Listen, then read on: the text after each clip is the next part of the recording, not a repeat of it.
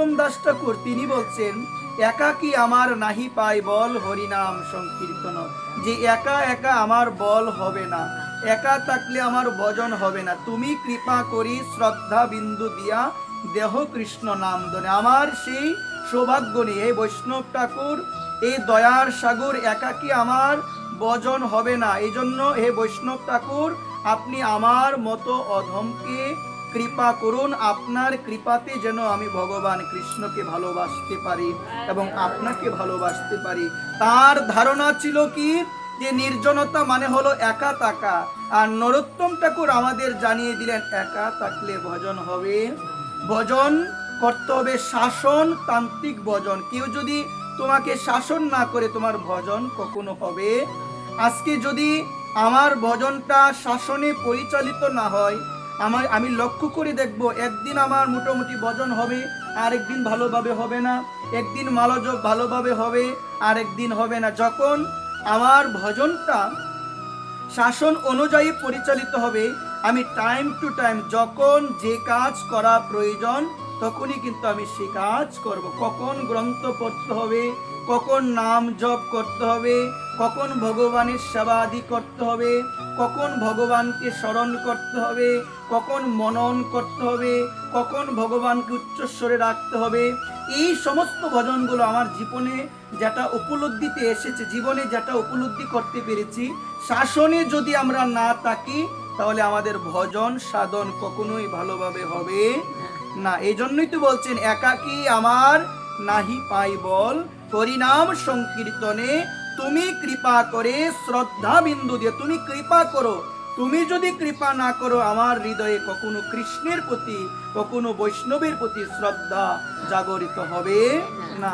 এটি একমাত্র বৈষ্ণবের কৃপাতে গোবিন্দের প্রতি বিশ্বাসের জন্ম নিবে, অন্যথায় ঘরে বসে থাকলে সেই বিশ্বাসের জন্ম কখনো নিবে না। এই জন্য ভক্ত সঙ্গ, সাধু সঙ্গ নিষ্ঠা সহকারে আমাদের করা প্রয়োজন। শুধুবৃন্দ, সাধু সঙ্গ যদি আমি না করি তাহলে আমার হৃদয়ে কখনো শ্রদ্ধা পূর্ণভাবে, বিশ্বাস পূর্ণভাবে কখনোই জাগরিত হবে না। এই জন্য শ্রদ্ধা প্রয়োজন, এই জন্য বিশ্বাস প্রয়োজন, যেটা ভক্ত সঙ্গ করতে করতে ভগবানের একান্ত অনুরাগী নিষ্ঠা পরায়ণ ভক্তদের শ্রী চরণধুলি লাভ করলে গোবিন্দের প্রতি আমার অনুরাগ, গোবিন্দের প্রতি আমার ভালোবাসা জন্মাবে। অন্যথায় অন্য কোনো অবলম্বন পন্থা নেই যার মাধ্যমে গোবিন্দের প্রতি আমার অনুরাগ জন্মাবে। যত বেশি ভগবানের ভক্ত সঙ্গ করবেন, যত বেশি আপনি সাধু সঙ্গ করবেন, তত মায়ার থেকে নিজেকে রক্ষা আমরা করতে পারবো। মা আজকে এই ঘটনাটি, এত তপস্যা করলেন, এত সাধনা করলেন, মা মায়া থেকে তো বাঁচতে পারে নাই, পেরেছি কি মা? এই জন্য আমি যদি একা বসে থাকি, আমার এই মস্তিষ্ক হবে অলস। এই জন্য বলছে, অলস মস্তিষ্ক হলো কুচিন্তার শিকার। যখন আমি ভক্ত সঙ্গে থাকবো, দেখবেন আমার আজে বাজে চিন্তা আসবেই না মনে, আমার আজে বাজে চিন্তা আসবেই না। এই জন্য নরোত্তম দাস ঠাকুর বলছেন, একা ভজন হয় না, একা কখনো ভজন হয় না। এই জন্য বলছেন, একাকী আমার নাহি পাই বল হরিনাম সংকীর্তনে। বৈষ্ণব সঙ্গেতে মন আনন্দিত অনুক্ষণ বৈষ্ণব সঙ্গ আমার করতে হবে। কারণ বৈষ্ণবের আবেদনে কৃষ্ণ দয়াময়, অন্য কারো আবেদনে কৃষ্ণ দয়াময় নয়। কার আবেদনে দয়াময়? বৈষ্ণবের আবেদনে কৃষ্ণ দয়াময়। সেহেতু যথার্থ বৈষ্ণবের চরণে শরণ নেওয়া প্রয়োজন। যদি মনে এই ভাবনাটাকে, আমি অনেক কিছু জানি, অনেক কিছু পারি, আমি কেন তার কাছে যাব, আমি কেন শরণ নিব, গ্রন্থ পড়ে অনেক কিছু শিখেছি, আমার ভজনটা আমি করতে পারবো, কদাপি ভগবত চরণ পাওয়া সম্ভব নয়। ভজন হবে আশ্রয় তত্ত্বে, যে কোনো একজনের চরণে আশ্রয় পূর্বক ভজন করতে হবে। অন্যথায় মহাজন জানালেন আমাদের, আশ্রয় লইয়া ভজে কৃষ্ণ, তারে কৃষ্ণ নাহি তেজে, আর সব মরে অকারণ। এজন্য আশ্রয় নিতে হবে, একা একা ভজন আমার হবে না। আজকে আমরা সবাই এই ঘটনাটি এই জন্য বলা, যতই সাধনা করি, যত কিছুই করি না কেন, আমি কখনো মায়াকে অতিক্রম করতে পারবো না। এই জন্য বলছে সাধুর কৃপা বিনে, বৈষ্ণবের কৃপা বিনে মায়াকে কখনো জয় করা যায় না। আমার ভগবান, প্রাণ পুরুষোত্তম ভগবান শ্রীকৃষ্ণ, তিনি গীতায় বলছেন, দৈবী হৈষী গুণময়ী মম মায়া দূরত্বয়া মামেব যে প্রপদ্যন্তে মায়া মেতাং তরন্তি। বলছে হে অর্জুন, আমার এই মায়া, এটাকে জয় করা অনেক কঠিন। আজকে আমরা সবাই মায়ার দ্বারা জর্জরিত। মায়া এটি এমন একটা জিনিস, যা নয় সেটাকে আমরা সত্য বলে মনে করি, সেটাই হলো মায়া। মায়া মানে কি সবাই বলি? যা নয় সেটাকে আমরা সত্য বলে মনে করি। যেমন এই ঘর বাড়ি, স্ত্রী পুত্র পরিজন, এরা কখনো আমার সঙ্গে আগে ছিল না, এখন মাঝখানে দৃশ্যমান মনে হচ্ছে। এমন একটা সময় আসবে, ঘর বাড়ি, ধন দৌলত, টাকা পয়সা, স্ত্রী পুত্র পরিবার কেউ থাকবে না। কিন্তু মায়ার দ্বারা প্রভাবিত হয়ে মনে করছি এটাই হলো সত্য আর ভগবান মিথ্যা। এটা আমার এখন মনোভাব। কিন্তু যখন সাধুর কৃপা, বৈষ্ণবের কৃপা লাভ হবে, তখন আমরা বুঝবো মায়া হলো অসত্য আর একমাত্র সত্য হলো আমার ভগবান। এই জন্য মায়াকে সত্য ভাবা যাবে না। হৃদয়ঙ্গম কর্তব্যে সংসারে থাকবো ঠিক আছে বটে, কিন্তু মন হৃদয় শ্রী গোবিন্দ চরণে অর্পণ করতে হবে। কার চরণে? শ্রী গোবিন্দ চরণে। আমার ভগবান বলছেন এই মায়াকে জয় করা অনেক অনেক কঠিন। ভগবানের এক একনিষ্ঠ সখা বন্ধু, যার নাম হলো সুদামা। সবাই বলে নামটা কি? ভগবানের একনিষ্ঠ ভক্ত সুদামা। সুদামাজি প্রশ্ন করেছিলেন আমার ভগবানকে, হে কানাইয়া, তোমার মায়া কেমন আমি দেখতে চাই, তোমার এই মায়াটা কেমন আমি দেখতে চাই, তুমি একদিন তোমার মায়াটা আমাকে দেখাবে। তখন কানাইয়া বললেন, মানে আমার ভগবান বললেন, অবশ্যই একদিন আমার মায়া আমি তোমাকে দেখাবো। এই কথা বলার পরে কিছুদিন যখন গেল, আমার প্রাণ গোবিন্দ কানাইয়া বললেন সুদামাকে, সুদামা চলো আজকে আমরা গোমতী নদীতে যাই স্নান করার জন্য। এই কথা বলার পরে আমার ভগবান আর সুদামা আজকে দুইজনই গেলেন গোমতী নদীতে স্নান করার জন্য। আমার ভগবান জলে নেমেছেন, স্নান করেছেন। স্নান করার পরে আমার ভগবান যখন উপরে উঠেছেন, এদিকে সুদামাও নেমেছেন গোমতী নদীতে স্নান করার জন্য। সুদামা যখন নেমেছেন, যখনই জলের মধ্যে ডুব দিয়েছেন, হঠাৎ তিনি দেখতে পেলেন প্রচন্ড বৃষ্টি, প্রচন্ড ঝড়, অনেক ঝড় হচ্ছে। কোনো মতে তিনি নিজের প্রাণ রক্ষা করে নদীর উপরে উঠলেন।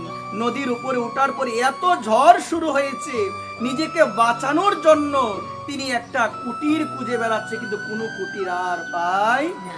এইভাবে দৌড়াতে দৌড়াতে একটা মায়া নগরীতে এসে পৌঁছালো। কোন নগরীতে সবাই বলি?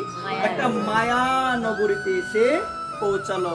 মায়া নগরীতে এসে পৌঁছানোর পরে হঠাৎ একটা হাতিনি তার গলার মধ্যে একটা বরমালা পরিয়ে দিয়েছে। যখনই বরমালাটা পরালো, তখনই গ্রামের লোকজন সুদামার কাছে দৌড়ে এসে বলল যে আমাদের গ্রামের একটা রীতি রয়েছে, আমাদের গ্রামের রাজা যখন মারা যাবে, ওই হাতিনি যার গলার মধ্যে বরমালা পরিয়ে দিবে, ওই রাজার মেয়ের সঙ্গে তার বিয়ে হবে। এটা আমাদের গ্রামের একটা রীতি। তিনি তো ভাবলেন, যাই হোক এই জায়গার মধ্যে এসেছি, এখন আমি প্রাণ রক্ষার জন্য এসেছি, এখন তারা যদি আমাকে এভাবে বিয়ে দিতে চায়, আমার তো আর কিছু করার নেই। সবাই ধরেছে, খুব সুন্দরভাবে তার বিয়ে দেওয়া হলো। বিয়ে দেওয়ার পর আস্তে আস্তে সংসার করতে লাগলেন, বাচ্চা হলো, অনেক কিছু হলো। ঠিক অনেক কিছু হওয়ার পরে সুধীবৃন্দ সংসার জীবন করতে করতে হঠাৎ এমন একটা সময় এসেছে, তার স্ত্রীর মৃত্যু হয়ে গিয়েছে। সবাই বলি কি হয়েছে? স্ত্রীর যখন মৃত্যু হয়েছে, সুধীবৃন্দ দেন দিয়ে আমরা শুনি, মৃত্যু হওয়ার পরে তার চিতা সাজানো হবে।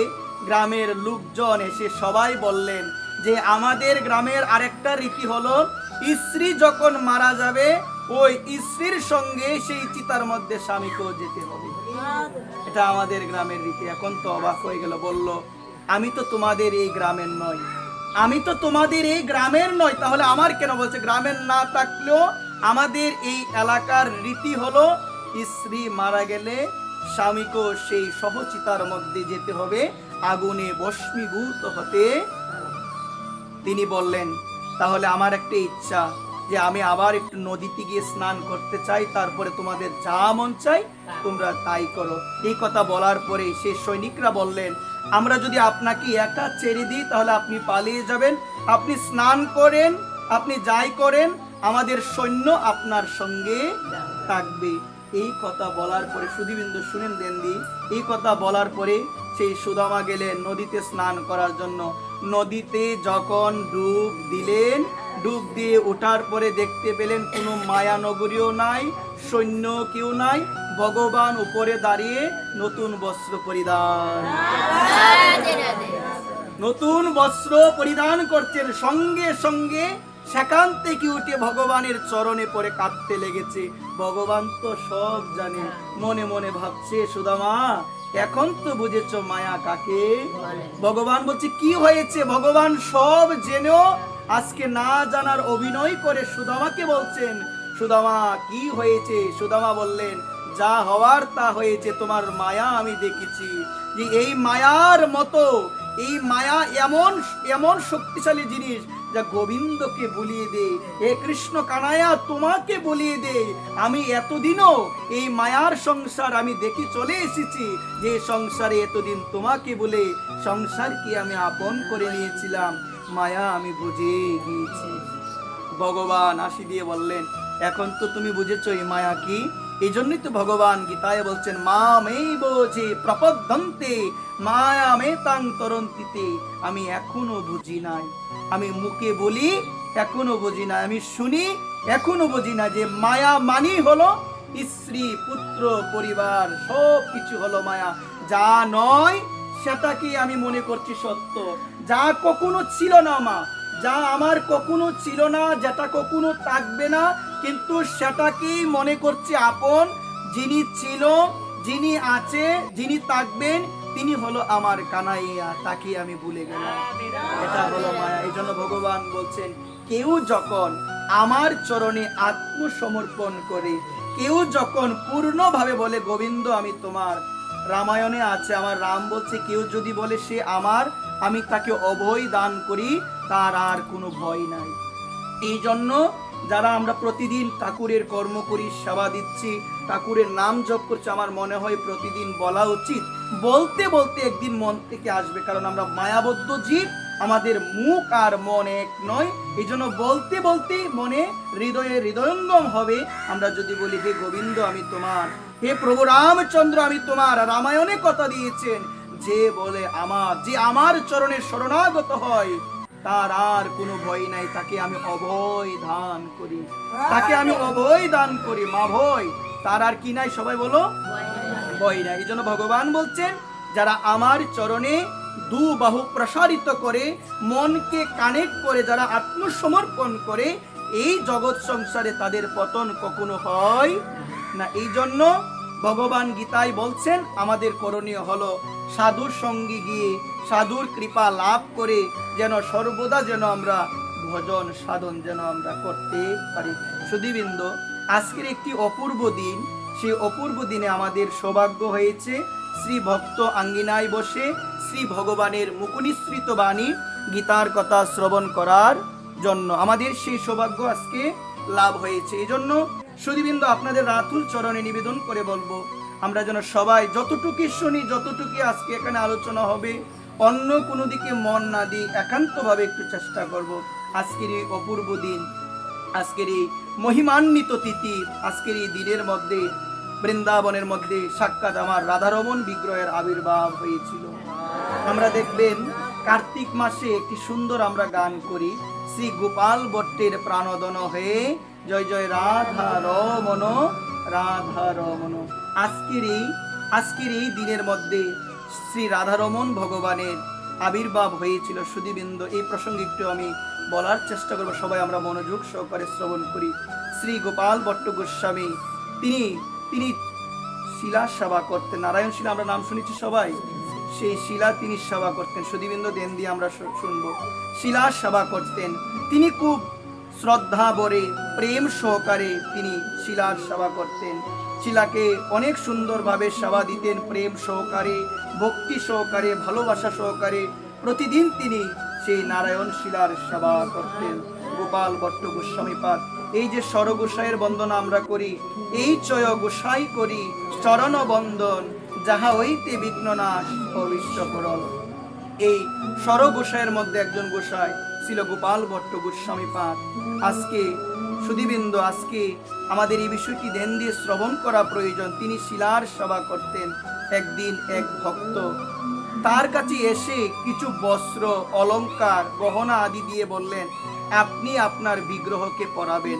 এই কথা বলার পরে তিনি চিন্তা করলেন, আমি তো কোনো বিগ্রহ সেবা করি, আমি তো শিলা সেবা করি, এবং শিলাকে তো বস্ত্র পরানো যাবে না, অলংকারও পরানো যাবে না, গহনাও পরানো যাবে না। মনে মনে চিন্তা করলেন, আজকে ভক্ত প্রেম সহকারে, প্রেম নিয়ে আমার কাছে এসেছে, আমি যেন শ্রী বিগ্রহকে অলংকার দ্বারা সজ্জিত করি, অলংকার দ্বারা ভূষিত করি, তাকে যেন আমি বস্ত্র দ্বারা ভূষিত করি। এখন আমি কি করব, কারণ আমার তো কোনো বিগ্রহ নাই। সবাই বিগ্রহ সেবা করতেন, কিন্তু ছিল গোপাল ভট্ট গোস্বামী পাদ, তিনি সেবা করতেন নারায়ণ শিলা। চিন্তা করলেন, হে প্রভু, হে প্রভু, আমি এখন কি করব? তোমার ভক্ত আজকে দিয়েছে, তোমাকে যেন আমি বস্ত্র পরাই, তোমাকে যেন অলংকার দ্বারা আমি সাজাই, তোমাকে যেন গহনা দ্বারা আমি ভূষিত করি, সুন্দরভাবে যেন তোমাকে আমি সজ্জিত করি। এখন আমি কি করব? আমার তো কোনো বিগ্রহ। এইরকম চিন্তা করে তিনি রাত্রি ভগবানকে স্বয়ং দিলেন। ভগবান শুধু মনের ডাকটা শুনেন, অন্য কোনো কিছু ভগবান দেখে না। আপনি ডাকছেন মুখ দিয়ে অনেকভাবে, গোবিন্দ আমি তোমার, কিন্তু মনে সে অনুভূতি নাই, মনে সে প্রেম নাই, ভগবান সেই ডাক শুনবে না। ভগবান মনের ডাক, হৃদয়ের আকুলতা, হৃদয়ের আরতি, মনের আরতি আমার ভগবান শুনে, ভগবান অন্য কিছু শুনে না। সুধীবৃন্দ, আজকে মনে যখন ভগবানের কাছে নিবেদন করলেন, ভক্ত আজকে দিয়ে গেল সেই মালা, সেই গহনা, সেই বস্ত্র, সেই অলংকার। প্রভু, এখন আমি কি করব? সেই ভক্তের দেওয়া জিনিসগুলো এখন আমি কি করব? এই কথা চিন্তা করতে করতে রাত্রিবেলায় শয়ন দিয়েছেন। ব্রাহ্ম মুহূর্ত হয়েছে। যখনই মন্দিরে প্রবেশ করবেন, মন্দিরে প্রবেশ করে অবাক ঘটনা দেখতে পেলেন। আজকে সেই জায়গার মধ্যে শিলা নাই, আমার ভগবান আজকে শ্রী রাধা রমন রূপে, ত্রিভঙ্গ মুরারি রূপে আজকে তার মন্দিরে ভগবান, আজকে ভগবান দাঁড়িয়ে আছে। তিনি ভগবানের রাতুল চরণে পড়েছেন, ভগবানের রাতুল চরণে পড়ে বলছেন, ভগবান তোমার মতো দয়ালু জগতে আর কেউ নয়। ভগবান মনের ডাক শুনেছেন। ওই আজকের এই দিনের মধ্যে সাক্ষাৎ শিলা শ্রী রাধা রমন রূপে প্রকটিত হয়েছিল। এই কারণে আজকে বৃন্দাবনের মধ্যে এই বিগ্রহ এখনো আছে শ্রী রাধা রমন ভগবানের। আজকে তার হলো প্রাকাট্য দিবস, আজকে তার আবির্ভাব দিবস। আজকের এই দিনে 484 বছর আগে আজকের এই দিনে সাক্ষাৎ আমার ভগবান বৃন্দাবনে এখনো পূজিত হচ্ছে শ্রী রাধা রমন রূপে তার আবির্ভাব হয়েছিল। এই জন্য আমরা সবাই বলি, জয় জয় শ্রী রাধা রমন ভগবান কি, জয় জয় শ্রী রাধা রমন ভগবান কি, গোপাল ভট্টের প্রাণধন জয় জয় শ্রী রাধা রমন ভগবান কি। আজকে ভগবানের প্রাকট্য দিবস, আবির্ভাব দিবস। এই জন্য আমরা সবাই আজকে শ্রী রাধারমন ভগবানের রাতুল চরণে এই নিবেদন করি, আমরাও যেন জীবনে সর্বদা সব সময় যেন শ্রী রাধারমন ভগবানকে না বলি, সর্বদা যেন সব সময় জীবনের অন্তিম লগ্নেও যেন আমি প্রাণ ভরে আমি আমার রাধারমনকে স্মরণ করতে পারি। সুধীবৃন্দ, এই জন্য আপনাদের রাতুল চরণে নিবেদন। আজকে গোপাল ভট্টের সেই মনের ডাক শুনেছেন। এই জায়গায় শিক্ষা, ভক্তি এবং প্রেমের। ভগবান প্রেম দেখে, ভগবান ভক্তের অনুরাগ দেখবে, ভগবান ভক্তের ভাব দেখবে। এই জন্য ভগবানের একটি নাম হলো ভাবগ্রাহী জনার্দন। খুব সুন্দরভাবে বাজার থেকে ফল কিনে এনে খুব সুন্দরভাবে সাজিয়ে ভোগ দিলেন, কিন্তু সেই ভোগে যদি আমার মনের অনুরাগ, হৃদয়ের ভাব, ভক্তি না থাকে, ভগবান কি গ্রহণ করবে মা? ভগবান কখনো গ্রহণ করবে না। এই জন্য ভগবান, তার একটি নাম ভাবগ্রাহী জনার্দন। তিনি ভক্তের ভাবটুকুই গ্রহণ করে, ভক্তের ভালোবাসাটুকুই তিনি গ্রহণ করে, অন্য কোনো কিছু আমার ভগবান গ্রহণ করে। এই জন্য সুধীবৃন্দ, আপনাদের রাতুল চরণে এই নিবেদন, ভগবানকে প্রেম, ভক্তি, ভালোবাসা সহকারে সদা সর্বদা যেন আমরা স্মরণ করতে পারি, ডাকতে পারি। আমাদের একটাই ধর্ম, আমাদের একটাই করণীয় হলো আমরা যেন সদা সর্বদা আমরা যেন মন শ্রী রাধারানীর শ্রী চরণে নিযুক্ত করে যেন সর্বদা আমরা ভগবানকে স্মরণ করতে পারি, ভগবানকে যেন আমরা ডাকতে পারি। সুধীবৃন্দ, আপনাদের শ্রী রাতুল শ্রী চরণে এই নিবেদন থাকবে। আমাদের নারদ পঞ্চরাত্র আমাদের জানিয়েছেন, সর্ব উপাধি বিনির্মুক্তং তৎপরতেন নির্মলম ঋষিকেন ঋষিকেশ সেবনং ভক্তিরুচ্যতে। এই জন্য সুধীবৃন্দ, এই যে আমরা ভক্তির কথা বলছি, ভক্তি আসলে কি এটি আমাদের ধ্যান পূর্বক আমাদের এটি জানা প্রয়োজন, হৃদয়ঙ্গম করা প্রয়োজন। নারদ পঞ্চরাত্র, সেই পঞ্চরাত্রিতে বলা হয়েছে সর্ব উপাধি বিনির্মুক্তং, যারা গোবিন্দের ভক্ত, যাদের হৃদয়ে ভক্তি জাগরিত হয়েছে, তারা সমস্ত উপাধি থেকে তারা মুক্ত হয়েছে। যে আমাদের কত উপাধি, আমি ব্রাহ্মণ, আমি বৈশ্য, আমি শূদ্র, আমি দাস, আমি রায়, আমি সাহা, কত ধরনের, আমি তালুকদার, কত ধরনের পরিচয় আমরা দিই কিনা মা? কত ধরনের পরিচয় আমরা দিই, আমি অমুক তমুক, কত পরিচয় দিচ্ছি। কিন্তু মা এই জায়গায় বলছে সর্ব উপাধি বিনির্মুক্তং। নারদ পঞ্চরাত্রে বলা হয়েছে সর্ব উপাধি বিনির্মুক্ত, মানে সর্ব উপাধি থেকে মুক্ত। আমাদের সর্ব উপাধি থেকে মুক্ত হতে হবে।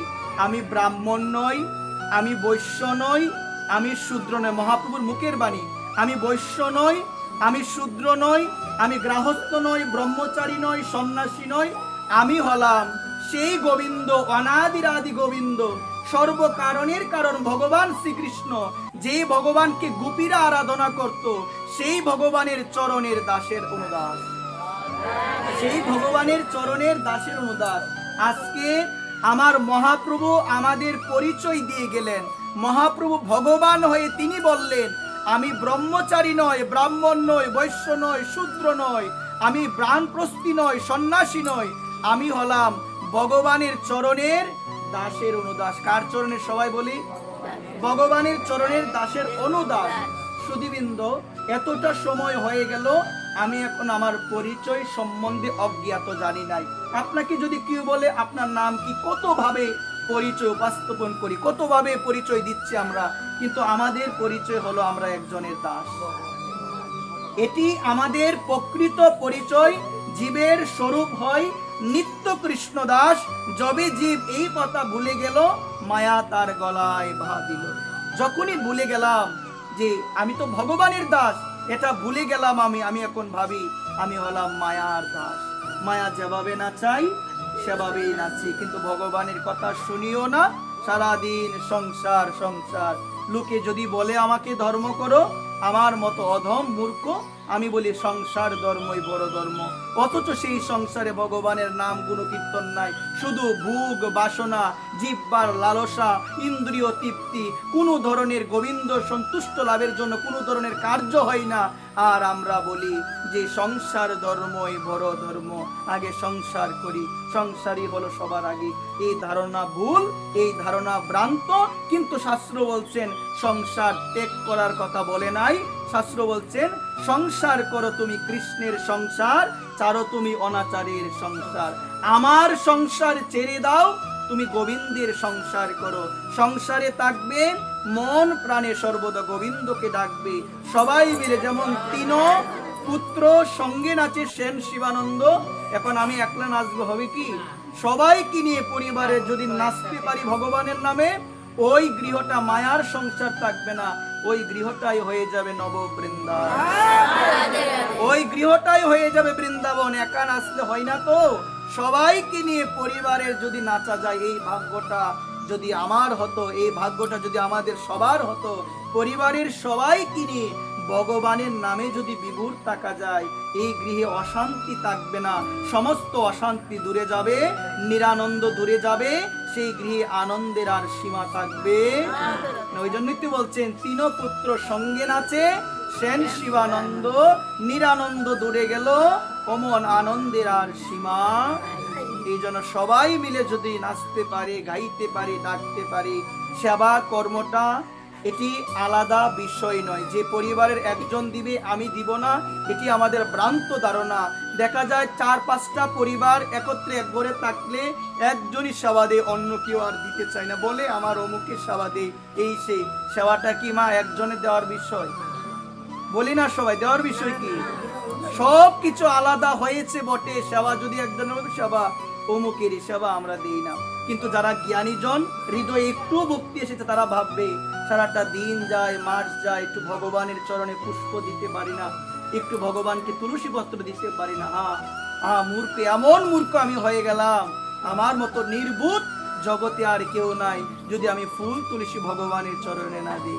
এই জন্য এমনও অনেক পরিবার আছে, একজন সেবা দিলে সবার জন্য আলাদা আলাদা করে তুলসী পত্র পুষ্প রেখে দেয়, যেন ভগবানের চরণে তারা অর্পণ করে। এটি বলা উচিত, মা বাবারও বলা উচিত ছেলেদেরকে। মা বাবারা বলবে ছেলেকে স্নান করার পরে তারা যেন ভগবানের চরণে দিই। এমনও এখন সমাজ ব্যবস্থা এমন হয়ে গিয়েছে, আমাদের সমাজে এমন ছেলে যে সামান্য ভক্তির জ্ঞান নাই, মহাপ্রভুকে জানে না, কৃষ্ণকে ভালোভাবে জানে না, নিতাইকে ভালোভাবে জানে না। আমাদের অধপতন হবে না, অধপতন হবে কার? আপনি অন্য ধর্মের যদি ছোট একটা ছেলেকে বিভিন্ন তাদের কোরআন সম্বন্ধে জিজ্ঞাসা করেন, জোর জোর করে বলে দিই। আর আমার ধর্মের 25 বছরের, 22 বছরের, 23 বছরের ছেলে কিচ্ছু জানে না, কিচ্ছু বোঝে না, আর মা বাবা পেয়েছে বিভিন্ন শহরে রেখে পড়াশোনা করালেই হবে, পরবর্তীতে বিয়ে করে, এটা হবে বাস্তব, এটা পরবর্তীতে বিয়ে করে তারা আলাদা থাকবে, তোমাকে ভালোভাবে দেখবো, এটা হচ্ছে। আর এখন যে বর্তমান সময় আরো আরো বেশি হবে। তোমার ছেলে বাইরে চাকরি করে, বিয়ে করে আলাদা থাকবে, তুমি বিছানায় পড়বে, জল দেওয়ার লোক থাকবে না সেদিন রাতে। এই জন্য সুধীবৃন্দ, এটি আমাদের অবশ্যই, এটি আমাদের অবশ্যই অবশ্যই হবে। কিন্তু সামান্য নৈতিকতার জ্ঞান যদি তার হৃদয়ে বপন করে দিতে পারি, সে কখনো এই ধরনের কাজ করবে না। এই জন্য সুধীবৃন্দ জানা প্রয়োজন। ধর্মের জ্ঞান যদি আমার ভিতরে থাকে, আমি একজনের সঙ্গে উচ্চস্বরে কথা বলতে গেলে আগে ভিতর আমার কাঁপবে। ধর্মের জ্ঞান যদি তাকে, একটা কথা যদি কাউকে বলি, বলার পরই মনে হবে সে মনে হয় কষ্ট পেয়েছে, এমন ভাবনা যদি আসে, বুঝবেন পাপ আস্তে আস্তে দূরে যাচ্ছে হৃদয় থেকে। যদি আসে, আর যদি মনে হয় যেটা করেছি সেটা ভালোই করেছি, অমুকের সঙ্গে এটাই হওয়া উচিত ছিল, অমুক খারাপ, ওর সঙ্গে এটাই হওয়া উচিত ছিল, বুঝবেন পাপ এখনো হৃদয় থেকে সরছে না। আর যদি মনে হয় ভুল হয়েছে, আমার ভুল হয়ে গেছে, তাকে এই কথাটা বললাম, এই ভাবনা যদি আসে হৃদয়ে, মা বুঝবেন ভজন সাধন আস্তে আস্তে হচ্ছে এবং হৃদয় থেকে পাপগুলো দূরীভূত হচ্ছে। সবাই বলি রাধে। এই জন্য সুধীবৃন্দ, আপনাদের শ্রী রাতুল চরণে এই নিবেদন, কিছু জানি বা না জানি, আমরা যেন আমাদের পরিচয়টাকে মনে রাখি যে আমরা অন্য কারো দাস নই, আমরা সংসারের দাস নই, আমরা মায়ার দাস নই, আমরা হলাম গোবিন্দের দাস। আমরা কার দাস? সর্ব উপাধি বিনির্মুক্তং তৎপরতেন নির্মলম। সর্বোপাধি বিনির্মুক্ত হতে হবে, হরিকথা শ্রবণ করতে করতে হৃদয়কে নির্মল করতে হবে। কি করতে হবে সবাই বলেন?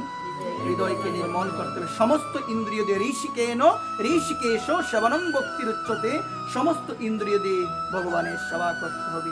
মা আমার পরম পূজ্যপাদ শ্রী 108 বিনোদ বিহারী দাস বাবাজি মহারাজ বাবা বলছেন, আমাদের প্রত্যেকটি ইন্দ্রিয় আমাদের শত্রু হয়ে যাবে যদি সেই ইন্দ্রিয়গুলোকে ভগবানের চরণে না লাগাতে পারি। যদি সেই ইন্দ্রিয়গুলো ভোগ বাসনায় লাগায়, চোখ আমাদের শত্রু হবে, কান আমাদের শত্রু হবে, 2 হাত আমাদের শত্রু হবে, নাক আমাদের শত্রু হবে, সমস্ত ইন্দ্রিয় আমাদের শত্রু হয়ে যাবে। যদিও মায়ার দ্বারা প্রভাবিত হয়ে এখন বুঝতে পারছি না, এমন একটা সময় আসবে যখন আমি বুঝতে পারবো আমার শত্রু বাইরের কেউ নয়, আমার শত্রু আমার মনই আমার শত্রু, আমার মনই হলো আমার বন্ধু, আমার মনই হলো আমার শত্রু, আমার চোখই হলো আমার শত্রু, আমার চোখই হলো আমার বন্ধু। যদি ভালো সঠিক জায়গায় ব্যবহার করতে পারি বন্ধু, আর যদি কু জায়গায় ব্যবহার হয়ে যায়, আমার ইন্দ্রিয়ই আমার শত্রু হয়ে দাঁড়াবে। এই জন্য বলছে মনি বন্ধনের কারণ, মনি মুক্তির কারণ। হৃদয়ে ভোগও রয়েছে, হৃদয়ে আবার মুক্তিও রয়েছে, হৃদয়ের মধ্যে জ্ঞানও রয়েছে, ওই হৃদয়ে অজ্ঞানতাও রয়েছে, হৃদয়ের মধ্যে বিভিন্ন ধরনের কামনা বাসনাও রয়েছে, আবার হৃদয়ের মধ্যে নির্বাসনা, কোনো বাসনা নাই, এটাও হৃদয় রয়েছে। কিন্তু আমাদের করণীয় হলো সেই হৃদয়টা যদি একজনের জন্য সমর্পণ করতে পারি, তাহলে হৃদয় থেকে আনন্দ আসবে। আর যদি সেই জায়গায় সমর্পণ না করে কারাগার রূপী সংসারের কাউকে দিই, এই হৃদয় থেকে দুঃখ আসবে, অন্য কিছু আসবে। এই জন্য সুধীবৃন্দ, এই হৃদয়ে বুক, এই হৃদয়ে যুগ, এই হৃদয়ে সব আছে। এই মণি বন্ধনের কারণ, মণি মুক্তির কারণ। দেখবেন মা, সুধীবৃন্দ মন দিয়ে শুনবেন, এই যে আমরা তালাটা দেখতে পাচ্ছি, কি দেখতে পাচ্ছি? তালাটা দেখতে পাচ্ছি। তাহলে ওই তালাটা যখন আমরা খুলবো বা লাগাবো, চাবি কি দুইটা হয় না একটা হয়? আওয়াজ দিয়ে বলুন, কয়টা হয়? খোলাও যায়, লাগানো যায়। ঠিক তেমন বলছে চাবির মতো মন। এই মন সংসারকে দিলে এটা লেগে যাবে, আর যদি কৃষ্ণকে দিই এটা খুলে যাবে অন্ধকার রাজ্য থেকে। আলাদা তো নয়, চাবি তো একটা, বলেন না সবাই? চাবি এক। ঠিক তদ্রূপ আমাদের মন হলো চাবির মতো, এই তালাটা হলো সংসারের মতো। যদি আমরা মনটা সংসারকে দিই, তালার মতো বন্দি দশা প্রাপ্ত হব, মানে সংসারে ভগবানের কাজ করতে পারবো না, সারাদিন সংসারে আমাদের সময় যাবে, ভগবানকে দিতে পারবো না, স্ত্রী পুত্র পরিবারকে দিব। আর যদি একটাবার ভালোভাবে খুলতে পারি, মানে ভগবানকে দিতে পারি, এর মতো আনন্দময় আর কিছুই হবে সুধীবৃন্দ। এই জন্য ভগবান গীতায় বলছেন, মন এই মনুষ্য নং কারণং বন্ধুমস্কয়, মনি মানুষের বন্ধু, মনি মানুষের শত্রু। কোন মন মানুষের বন্ধু? যে মন তার কথা শুনে। কিন্তু আমার মন আমার কথা শুনে না। আমি যতই চাই আমার মনরে বুঝাতে, আমার মন তো আমার কথা শুনবে কি করে? মন যে জায়গায় দেওয়ার কথা ভগবান বলছেন, সেই জায়গায় না দিয়ে মন দিলাম স্ত্রী পুত্র পরিবার কি। এই জন্য এত কষ্ট, এত আঘাত, এত হানি। কিন্তু মনটা যদি সঠিক জায়গায়, সঠিক চরণে অর্পণ আমার দ্বারা হতো, তাহলে আমার মন থেকে আনন্দ আসতো, কখনোই দুঃখ আসতো। এই জন্য ভগবান বলছেন মন ভগবানকে দিতে হবে। কিন্তু অর্জুন বললেন, প্রভু মন তো আমার কাছে নাই, আমি কিভাবে তোমাকে দিব? মন কি আর আমার কাছে যে ভগবান বলছে দিয়ে দিব টাস করে? মন কি আমার কাছে? 10 টাকা বলতো আমি দিতে পারতাম, কারণ এটা আমার পকেটে থাকে। আওয়াজ নাই মা? যদি কেউ বলে 10টা টাকা দাও, তাহলে 10 টাকা দিতে পারতাম। তো অর্জুন বলেন, প্রভু মন তো আমার কাছে না, তুমি বলছো মন মনাবো, মন দেওয়ার জন্য। অর্জুন বলেন, চঞ্চলিং মনকৃষ্ণ প্রমাতি বলবদ্দিরম, মন চঞ্চল, এটি বললি তো আর দিতে পারবো না, মন তো আর আমার কাছে না। এটা যে কোন জায়গায় আছে একমাত্র গোবিন্দই জানে। কোন জায়গায় যে মন আছে, এখানে আমি আছি, আমার হাত আছে, পা আছে, আমি আছি এখানে বসে, কিন্তু আমার মন যে কোথায়, এটা গোবিন্দই একমাত্র ভালোভাবে জানে। সুধীবৃন্দ দেখুন, লক্ষ্য করে বুঝুন। তো অর্জুন বললেন, মন তো আমার কাছে নাই, আমি কিভাবে দিব? আমি কিভাবে দিব? ভগবান একটু ভাবলেন, সত্যিই তো মন তো তার কাছে নাই, এটা তো ভাবার বিষয়। মন তার কাছে নাই, সে দিবে কিভাবে?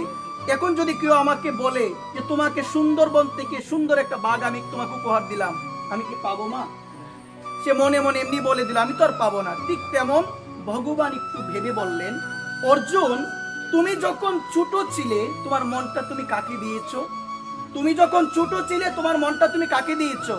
অর্জুন তখন ভাবলেন, অর্জুন ভেবে বললেন, মনটা দিয়েছিলাম আমার সেই সময়ের যে খেলনা ছিল, বিভিন্ন ধরনের যেগুলো দিয়ে আমি খেলতাম, বিভিন্ন পুতুল ছিল, সেগুলোকে মনটা দিয়েছিলাম। আমি যখন ঘুমাতাম, তখনও আমি আমার খেলনাকে আমি বক্ষের মধ্যে জড়িয়ে ধরে রাখতাম। এমন অনেক সন্তান আছে না, ঘুমিয়ে গেল পুতুলকে বুকে রাখে, ঘুমিয়ে গেল বিভিন্ন ধরনের পুতুলকে কাছে রেখে ঘুমায়। তাহলে ভগবান বললেন, তুমি যখন শিশু ছিলে, মনটা তুমি কাকে দিলে? তোমার এই সমস্ত খেলাধুলার যে জিনিস তাকে দিয়েছো। একটু বড় হয়েছো, তুমি যখন স্কুলে ভর্তি হয়েছো, তুমি মনটা দিয়েছো তোমার স্কুলে যারা তোমার সঙ্গে পড়ে, তোমার সঙ্গে যারা চলাফেরা করে, তাদেরকে দিয়েছো এবং পড়ার প্রতি মনটা দিয়েছো। একটু বড় হয়েছো, তুমি তোমার মনটা দিয়েছো সংসারকে, স্ত্রী পুত্র পরিবারকে। অর্জুন এক এক সময়ে এক এক ভাবে মনটা তুমি এক এক জনকে দিয়েছো। এখন তোমার করণীয় হলো, তুমি যদি এক এক সময় এক এক ভাবে মনটা দিতে পারো, তাহলে অভ্যাসের মাধ্যমে তোমার মনটা তো তুমি আমাকেও দিতে পারো। অভ্যাসের মাধ্যমে, অভ্যাসেন তো কুন্তেও, একদিনে সম্ভব। এই জায়গায় বসে বললাম লোক দেখানোর জন্য, মন গোবিন্দ দিয়ে দিয়েছে তোমাকে, কিন্তু একটু পরে মনের মধ্যে অনেক ধরনের খারাপ চিন্তা, হিংসা চিন্তা, অনৈতিক চিন্তা আসবে কিনা? একদিনে সম্ভব কি? অভ্যাসের মাধ্যমে, ভগবান বলছে অভ্যাসের মাধ্যমে তুমি তোমার মনটাকে আমার চরণে তুমি নিবেদিত করে দাও, অভ্যাসের মাধ্যমে। এই জন্য অভ্যাস ছাড়া সম্ভব নয়, কারণ মন হলো ইন্দ্রিয়ের রাজা। মন কিসের রাজা? প্রতিদিন আমাদের ওই দেহের মধ্যে মনের সঙ্গে ইন্দ্রিয়ের যুদ্ধ হয়। প্রতিদিন মনের সঙ্গে ইন্দ্রিয়ের যুদ্ধ হচ্ছে। এই জন্য সুধীবৃন্দ, ওই মনের সঙ্গে চক্ষু, কর্ণ, নাসিকা, জিহ্বা, ত্বক, পায়ু, উপস্থ, তাদের যে যুদ্ধ হয়, ওই যুদ্ধের মধ্যে জয়লাভ তো তারাই করতে পারবে যারা সঠিক জায়গায় মনকে নিবেদন করতে পেরেছে, তারাই জয়লাভ করতে পারবে। আমার মতো অধমের কখনো সম্ভব নয়। আমি তো চোখের কথা শুনি, আমার চোখ একটা সুন্দর জিনিস এদিকে গেল, আমার চোখ বললে তাকাও, আমিও তাকাই, তাকাই না মা? নিন্দা হচ্ছে, পরচর্চা হচ্ছে, কান বলে যাও এদিকে, সেখানে নিমন্ত্রণ লাগে। নিমন্ত্রণ কোন জায়গায় লাগে? আওয়াজ নাই দি, নিমন্ত্রণ কোন জায়গায় লাগে? অমুকের মা সবারে বললো, সে আমাকে বলে নাই। তাহলে আমার বাড়িতে যদি ঝগড়া হয়, আমি কি নিমন্ত্রণ দিয়ে কাউকে আনবো? লোক হবে কিনা তখন? শুনেন, ধ্যান দিয়ে শুনেন। এই জায়গার মধ্যে আমার বোঝার বিষয় হলো, আমার কান আমার কথা শুনেন, আমি কানের কথা শুনি। যেখানে পরচর্চা হয় আমার কান সেখানে যায়, তার মানে কান তো আমার কথা শুনে না, আমি কানের কথা শুনি। যেখানে আজে বাজে গন্ধ হয়, বিভিন্ন ধরনের জিহ্বার রসনায় ডুবে গিয়ে আজে বাজে রন্ধন হচ্ছে, আমার নাকের গানটা বলে আহ কি সুন্দর গান, আমি তো নিয়ন্ত্রণ করতে পারি নাই। অমুকের বাড়িতে ভালো একটা কিছু রন্ধন হয়েছে, আমার জিহ্বা বলে আহা আমার ঘরে যদি আসতো বা আমাকে যদি দিত। তাহলে জিহ্বা কি আমার কথা শুনে না, আমি জিহ্বার কথা শুনি? জিহ্বা বলেছে অমুকের ঘরে এনেছে, আমাকে আনতে হবে। তাহলে আমরা সবাই হলাম ইন্দ্রিয়ের দাস। আমরা গোস্বামী হতে পারি। গোস্বামী মানে কে? এখন তো বর্তমান সময়ে গুরুদেবের ছেলে গোস্বামী হয়ে যায়, কিন্তু শাস্ত্র বলছেন গোস্বামী মানে হলো যিনি ইন্দ্রিয়ের স্বামী, মানে যিনি ইন্দ্রিয়কে নিয়ন্ত্রণ করতে পেরেছে। যিনি গুরুদেব হবে, তার কথা তার চোখ শুনবে, তার কথা তার নাক শুনবে, তার কথা তার কান শুনবে। সে বলবে কান এদিকে যেও না, মানে কান এদিকেই থাকবে। আমার কান তো তাকে না, আমার চোখ তো তাকে না মা। এই জন্য নিবেদন করে বলি, সমালোচনা যে জিনিসটা না, এটা এক প্রকারে আমি ভালো বলি, আমার ক্ষেত্রে আমি ভালো বলি। কেউ যদি আমাকে নিয়ে সমালোচনা করে, আমি বলবো অনেক ভালো, এটা হবে। আমি জানি আমাকে নিয়ে অনেকে সমালোচনা করে, আমি জানি এটা আরো বেশি করে করুক। কারণ শাস্ত্র যখনই আপনি পড়বেন, তখনই আপনার মনে হবে যে আপনার সমালোচনা করে সে হলো আপনার পরম বন্ধু। জগতে কারো পাপ কেউ নিতে চায়? আওয়াজ নাই। জগতে কারো পাপ কেউ নিতে চায় না। আমাকে অনেকে বলে বাবা অমুকে আমার নামে নিন্দা করে, আমি তখন প্রায়ই একটি কথা বারংবার বলি যে আমার নামে মা সবাই নিন্দা করুক, আমি চাই সবাই নিন্দা করুক। যদি নিন্দা না করে আমার পাপ কি দূরে যাবে মা? আওয়াজ নাই দি। এই জন্য নিন্দা সমালোচনা যে করে, আমার বিনোদ বাবা বলছে সে হলো তোমার বন্ধু। আর যে প্রশংসা করে, কানে হাত দাও। প্রশংসা শুনলে মনে অহংকার আসবে, আসবে কি না? বাঙালি আমাদের একটা ভালো একটা অভ্যাস, আমাদের প্রশংসা যদি কেউ করে, আরে বাবা বাড়িতে গিয়ে 5 বার ভাবি অমুকের মা তো আমার নামে যে একটা প্রশংসা, ভাবে কি না গো মা? আপনার হাতের রান্না বলো, আমি যদি আমার অমুকের মাকে বলি মা গো রান্না অনেক স্বাদ হয়েছে, বাবা রে সোয়েন আমার কয়ে গেছে রান্নাটা, এই দেখেন কিভাবে আমাদের আশা। আমি যদি বলি খারাপ হয়েছে, হয়তো বা খারাপ লাগবে, কিন্তু এটাই আপনার জন্য বিশেষ ভালো আমি মনে করি।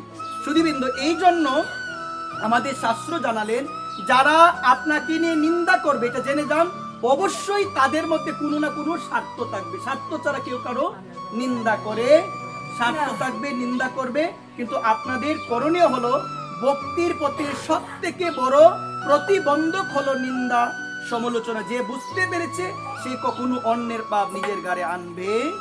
তোমার নামে আমি করব মানে তোমারটা, তোমার গুণগুলো আসবে আমার এখানে, আর আমার দোষগুলো তোমার হৃদয়ে চলে যাবে। রাধে শ্যাম, রাধে শ্যাম। এই জন্য সমস্ত নিন্দা সমালোচনা আমরা ত্যাগ করে আমরা যেন ভগবানকে ভালোবাসি, আমরা যেন ভগবানকে ডাকি, অন্যথায় কাজ হবে না। এই জন্য সুধীবৃন্দ, অন্য কোনো দিকে আর যাব না, আজকের পাঠ এখানেই বিশ্রাম দিব। যাওয়ার পূর্বে সকল মায়েদের শ্রী রাতুল চরণে এই নিবেদন, এটা অতীব গুরুত্বপূর্ণ এক বৈশাখ মাস। এই বৈশাখ মাসে আমাদের সব থেকে করণীয় হলো, আমরা যেন সবাই প্রাণ ভরে ভগবানকে ডাকি, তুলসী মহারানীর সেবা করি। আমরা যেন হৃদয় দিয়ে শ্রী বৈষ্ণবের প্রতি শ্রদ্ধা রেখে শ্রী বৈষ্ণব সেবা, সাধু সেবা যেন আমরা করতে পারি। জয় রাধেশ্বর, জয় নিতাই, জয় গৌর, জয় রাধে। সুধীবৃন্দ, আজকের এই হরিকথা এখানেই বিশ্রাম দিচ্ছি। দেওয়ার পূর্বে উপস্থিত সকল নিতাই অনুরাগী, গৌর অনুরাগী সুধীবৃন্দ, আপনাদের শ্রী রাতুল শ্রীচরণে এই অদমের, এই দাসের শত সহস্র কোটি বুলন্টিত দণ্ডবত। জয়